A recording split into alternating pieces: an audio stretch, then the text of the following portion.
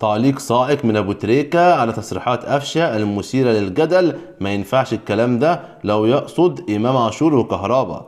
علق محمد ابو تريكة نجم النادي الاهلي ومنتخب مصر السابق على تصريحات محمد قفشه لاعب النادي الاهلي المثيرة للجدل خلال ظهوره مع الاعلامي ابراهيم فايق. وكان قفشه قد قال في برنامج ابراهيم فايق: انا مظلوم من ناس كتيرة وبقينا بندور على الناس بتاعة اللقطة والشو والكلام عشان نديهم الترند، وفي لعيبة معانا مش بتلعب بس بتوع لقطة ومتصيط والجمهور قاطع عليه بس مش هيطول. راح قال ابو تريكة: ما ينفعش قفشه يقول الكلام ده لو هو يقصد امام عاشور وكهربا. يشوف امام عمل ايه في الماتشات، الفريق كله بياخد السكسي مش لاعب معين، وحتى الديفندر بيطلع كل اللي عنده.